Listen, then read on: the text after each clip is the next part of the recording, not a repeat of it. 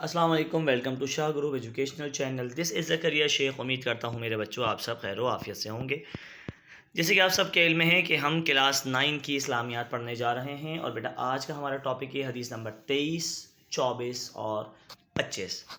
سب سے پہلے دیکھ لیتے ہیں آج کے لیکچر میں ہم کیا کیا پڑھنے جا رہے ہیں، کیا کیا چیزیں ہمارے سامنے آنے والی ہیں. حدیث نمبر 23، 24، 25 کا ترجمہ، تشریح، وضاحت، ساتھ میں کچھ اہم MCQs، مختصر سوالات اور تفصیلی سوالات جو کہ آپ کو اسکرین پہ نظر آ رہے ہوں گے. انشاءاللہ ان کے جوابات آج کے لیکچر میں آپ کو پرووائڈ کیے جائیں گے. توجہ کے ساتھ بغیر کسی تاخیر کے شروع کریں گے آج کا لیکچر.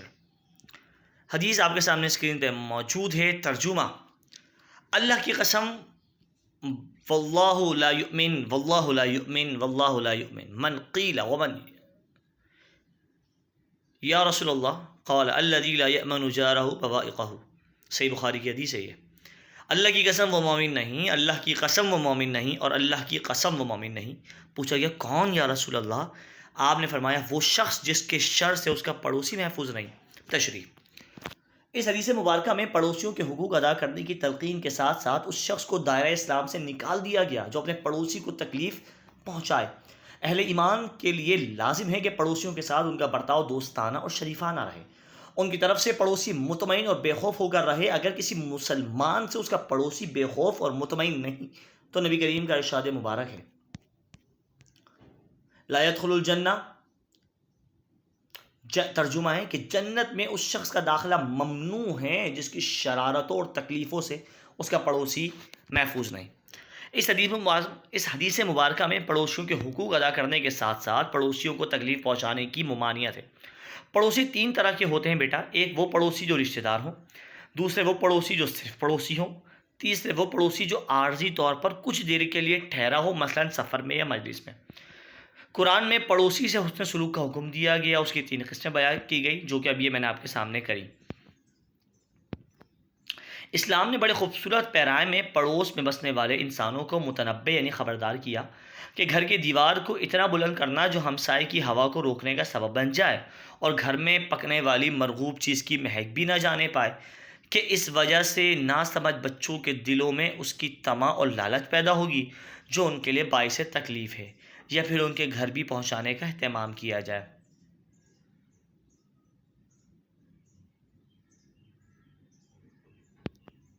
حدیث کی روشنی میں پڑوسی کی کام آنے اور تکالیف سے محفوظ رکھنے کی تلقین ہے، اور اس شخص کے لیے بڑی سخت وعید بتائی گئی ہے جس سے اس کے پڑوسی تکلیف محسوس کرتے ہیں.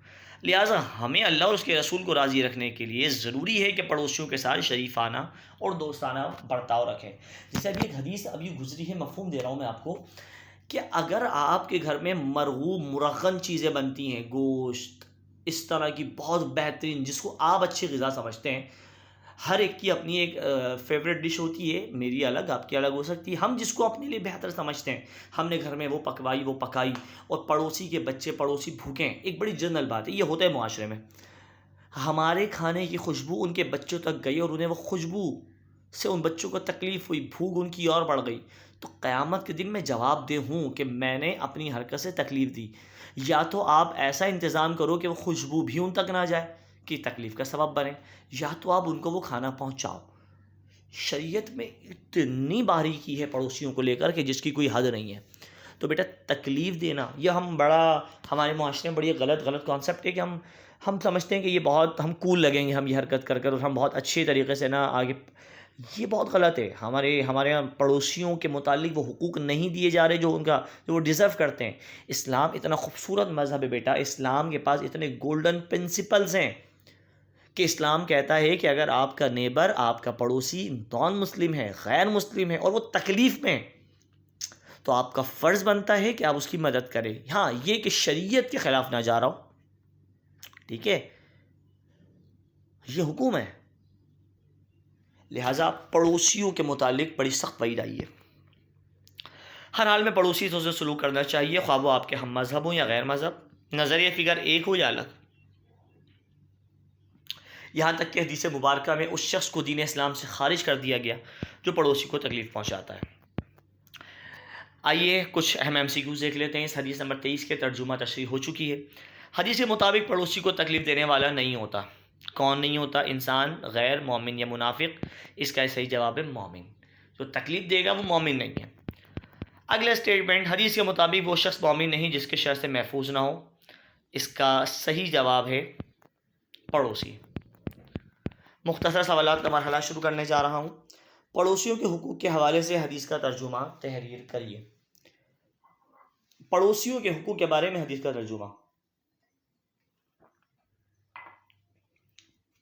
ترجمہ: اللہ کی قسم وہ مومن نہیں، اللہ کی قسم وہ مومن نہیں، اللہ کی قسم وہ مومن نہیں. پوچھا گیا یا رسول اللہ کون؟ آپ نے فرمایا وہ شخص جس کے شر یا تکلیف سے اس کا پڑوسی محفوظ نہیں. اگلا سوال، پڑوسی کی اقسام بیان کریں. جواب: پڑوسی کی 3 قسمیں ہیں. پڑوسی جو رشتہ دار ہوں، پڑوسی جو صرف پڑوسی ہوں، اور وہ جو عارضی طور پر آپ کے پہلو میں آ کے بیٹھا ہو، سفر میں یا کلاس میں یا مجلس میں یا ملاقات میں. حدیث نمبر 23 یہاں پر اختتام کو پہنچی. حدیث نمبر 24 کا آغاز کر رہا ہوں. توجہ.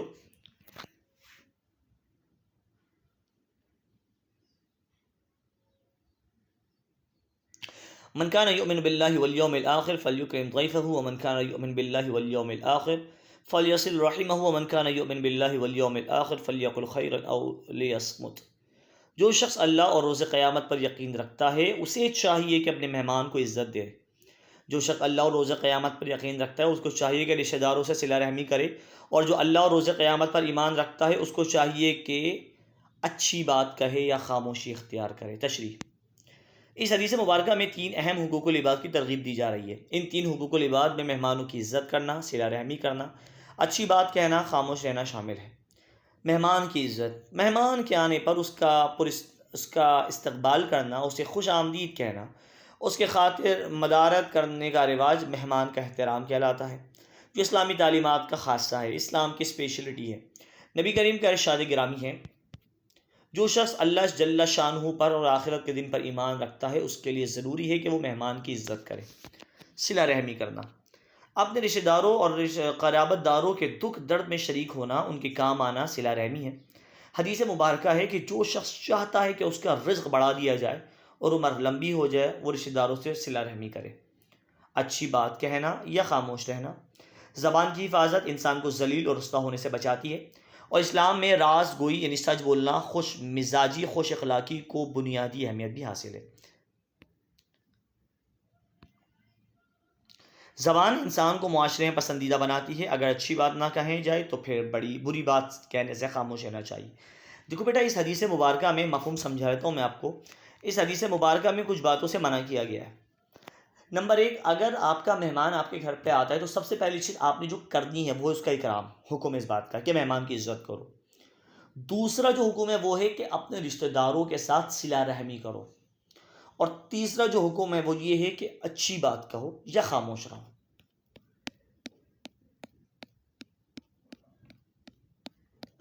MCQ شروع کر رہا ہوں، توجہ سے ذرا دیکھیے. حدیث میں صلہ رحمی کا فائدہ بتایا جائے کیا ہے؟ صحت مند ہوتا ہے، شہرت یافتہ ہوتا ہے، رزق کشادہ ہوتا ہے یا معزز ہوتا ہے جو صلہ رحمی کرتا ہے. بالکل صحیح جواب دیا بیٹا آپ نے. جو صلہ رحمی کرتا ہے اس کا رزق کشادہ کر دیا جاتا ہے. جو شخص اللہ اور روز قیامت پر یقین رکھتا ہے اسے کیا چاہیے؟ مہمان کی عزت کرے، صلہ رحمی کرے، یہ تمام. اچھی بات کرے یا خاموش رہے. بالکل صحیح جواب، یہ تمام. یعنی مہمان کی عزت کرے، صلہ رحمی کرے، اچھی بات کہے یا خاموش، یہ تمام باتیں ٹھیک ہے. اگلا اسٹیٹمنٹ، کوئی آدمی سفر کر کے دوسرے آدمی کے گھر جاتا ہے اسے کیا کہتے ہیں؟ میزبان، مہمان، طالب علم یا استاد؟ بہت آسان سوال ہے. مہمان. ٹھیک ہے جی. آگے، قرآن کے مطابق لوگوں سے بات کرو، اچھی، صاف، دو ٹوک یا سادہ؟ اس کا جواب ہے اچھی بات کرنی چاہیے. مختصر سوال کا مرحلہ دیکھیے گا. حدیث نمبر 23 کے حوالے سے. صلہ رحم 24 کے حوالے سے. صلہ رحمی سے کیا مراد ہے؟ صلہ رحمی سے مراد اپنے قریبی رشتہ داروں کے ساتھ اچھے بہتر تعلقات قائم کرنا، آپس میں اتفاق اور اتحاد سے رہنا، دکھ درد، خوشی اور غمی میں ایک دوسرے کے شانہ بشانہ چلنا، ایک دوسرے کے حقوق کا خیال رکھنا، ان پر احسان کرنا، ان پر صدقہ اور خیرات کرنا، ہر طرح سے مدد کرنا اور ہر لحاظ سے ان کا خیال رکھنا صلہ رحمی کہلاتا ہے. ایک حدیث مبارکہ میں ہے کہ جو شخص چاہتا ہے کہ اس کا رزق کشادہ ہو، لمبی عمر ہو، اس کو رشتہ داروں سے صلہ رحمی کرنی چاہیے. اگلا سوال، اکرام الضیف یعنی مہمان کی تعظیم سے کیا مراد ہے؟ وضاحت کریں۔ اکرام الضیف سے مراد مہمان کا اکرام اور احترام ہے۔ جب کوئی انسان سفر کر کے کسی بھی مقصد کے لیے کسی آدمی کے یہاں پہنچے تو وہ مہمان کہلائے گا۔ اس سے مناسب طریقے سے آنے کا مقصد پوچھنا، خندہ پیشانی سے پیش آنا، اس کے کھانے پینے کا انتظام کرنا، اس کے لیے آرام کا خیال رکھنا، اس کی عزت کرنا اکرام الضیف کہلاتا ہے۔ یہ تھا حدیث نمبر 24 کا معاملہ۔ اب چلیں گے حدیث نمبر 25 کی طرف بیٹا۔ ایاکم والظن فإن الظن اکذب الحدیث، بدگمانی سے بچو کیونکہ بدگمانی سب سے بڑا جھوٹ ہے۔ تشریح ہے، حدیث مبارکہ میں کسی سے بدگمان ہونے کی ممانعت ہے۔ بغیر کسی دلیل اور تحقیق کے کسی دوسرے کے برے ہونے کا دل سے یقین کرنا ظن یا گمان کہلاتا ہے۔ مثال کے طور پر میں نے بغیر تحقیق، بغیر دلیل کے کسی کے بارے میں کوئی رائے قائم کر لی، تو یہ جو رائے ہے نا، اس کو ہم ظن کہیں گے یا گمان کہیں گے، ٹھیک ہے۔ اگر اس میں اچھائی مقصود ہو تو اس کو حسن ظن کہیں گے، جو ایک پسندیدہ خوبی ہے۔ اللہ نے قرآن میں فرمایا، اے ایمان والو، یہ ٹائپنگ ایرر ہے، بہت گمانی بدگمان ہوگا، بدگمانی سے بچو، بدگمانی سے، برا گمان کرنے سے بچو، کیونکہ یہ گناہ کا کام ہے۔ اگر کسی کے ساتھ برا گمان کیا جائے تو اسے بدگمانی سے تعبیر کیا جاتا ہے۔ بدگمانی گناہ اس لیے ہے کیونکہ نیتوں کا جاننے والا صرف اللہ ہے۔ کسی کی نیت پر شک کرنا اور بے وجہ اپنے دل میں اچھا خیال نہ کرنا بدگمانی کہلاتا ہے۔ اگر کوئی انسان کسی کے پاس شکایت لے کر آئے تو بغیر تحقیق کے اپنی رائے قائم کرنا بدگمانی کے زمرے میں آتا ہے۔ اس سے آپس میں میل ملاپ کم ہو جاتا ہے۔ بدگمانیاں آگے بڑھ جائیں تو نفرت اور دشمنی میں تبدیل ہوتی ہیں اور بڑے بڑے فساد جنم لینا شروع کر دیتے ہیں، جو سنگین تباہی کا وجہ بنتے ہیں۔ کسی بھی چیز کی تحقیق اور خبرگیری کے بغیر خود سے کسی کے بارے میں اندازہ لگانا یا کچھ کہنا ظن یا گمان ہے، جو کہ ابھی آپ کو ہم نے بتایا۔ آئیے چلتے ہیں MCQs کی طرف۔ اگر گمان میں اچھائی مقصود ہو تو وہ کیا کہلائے گا؟ حسن ظن، حسن، تعریف یا خوبی؟ یہ آپ بتائیں گے کیونکہ میں نے آپ کو ابھی بتایا۔ ارے ویری گڈ، بالکل صحیح جواب، بالکل صحیح جواب، حسن ظن کہلاتا ہے وہ۔